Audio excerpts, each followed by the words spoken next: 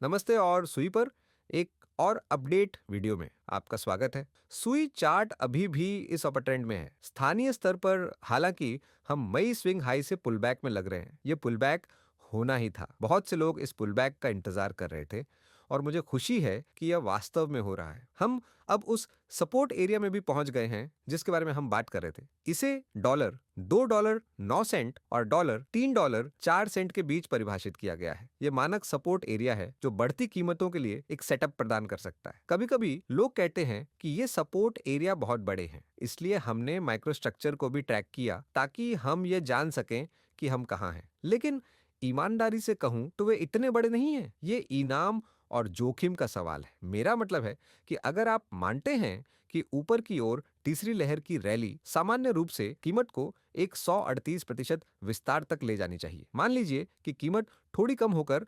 $2.37 पर पहुंच जाती है। हाँ, यहाँ नीचे फिर तीसरी लहर को कीमत को $9.37 तक ले जाना चाहिए। तो अगर हम मान लें कि ठीक है, बॉक्स काफी बड़ा लगता है लेकिन अपेक्षित चाल के संबंध में नहीं। बेशक सपोर्ट एरिया काफी बड़ा होना चाहिए क्योंकि शुरुआती रैली काफी बड़ी थी। तो ये बस फिबोनाची गणित है। ये समझना महत्वपूर्ण है कि सवाल इतना नहीं है कि कीमत वास्तव में कहां कम होगी। ये इनाम और जोखिम का सवाल है। तो अगर हम मान लें कि आप जानते हैं तो चलिए बस कुछ बनाते हैं। मान लें कि हम $2.37 पर एक लंबी स्थिति लेते हैं, शायद थोड़ा अधिक भी, क्योंकि हमें नहीं पता कि यह वास्तव में कहां कम होने जा रहा है। फिर हम कहते हैं कि ठीक है, इनाम और जोखिम क्या है। मान लें कि हमने अप्रैल के निचले स्तर से नीचे स्टॉप रखा है। मान लें कि हम कीमत को $9.70 तक जाने की योजना भी नहीं बनाते हैं, जबकि ऐसा होना चाहिए। मान लें कि हम इसे सुरक्षित खेलते हैं और हम इसे केवल $6.85 पर 100% विस्तार तक जाने की योजना बनाते हैं। क्या यह वास्तव में मायने रखता है कि बॉक्स बड़ा है? नहीं, क्योंकि जोखिम के लिए इनाम का अनुपात 3 से 1 है। तो यह एक बहुत ही बढ़िया रिवॉर्ड टू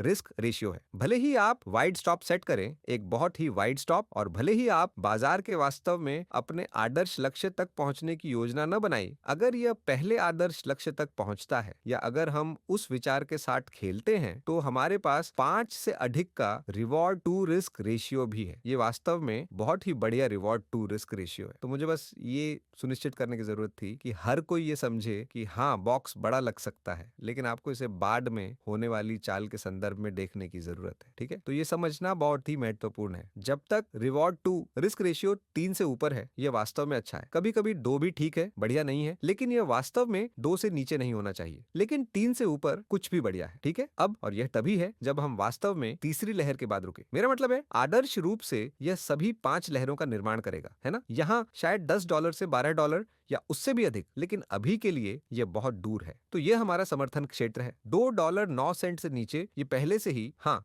एक बहुत ही संदिग्ध चार्ट बनने जा रहा है और ऊपर की ओर सेटअप कम संभावना वाला हो जाएगा। हाँ, औपचारिक अमान्यता बिंदु हालांकि अप्रैल का निचला स्तर है। आइए हम एसयूआई पर अल्पकालिक चार्ट पर भी नजर डालें और यहां हमने वास्तव में सप्ताहांत में कोई बदलाव नहीं देखा है। कीमत अभी भी निचले निचले और निचले उच्च स्तर बना रही है। हम 38.2 रिट्रेसमेंट पर पहुंच गए हैं। एक छोटी सी प्रतिक्रिया हुई है, लेकिन वास्तव में हमारे पास 5 तरंग ऊपर की ओर थी और मैं स्पष्ट रूप से संकेतों के लिए देख रहा हूं कि बाजार अपनी अपट्रेंड को जारी रख सकता है। नीचे की ओर बढ़ना अभी समाप्त नहीं हुआ है। हम 1 या 2 और निचले स्तर देख सकते हैं। कम से कम मैंने प्रतिरोध से ऊपर कोई ब्रेक भी नहीं देखा है। इसीलिए पहले संकेत के लिए कि कुछ बदल रहा है और बैल बढ़त लेना शुरू कर रहे हैं, मुझे $3.38 से ऊपर एक ब्रेक देखने की जरूरत है। वह पहला प्रतिरोध स्तर है। हमें पहले संकेत के लिए उस स्तर से ऊपर एक ब्रेक की आवश्यकता है कि वास्तव में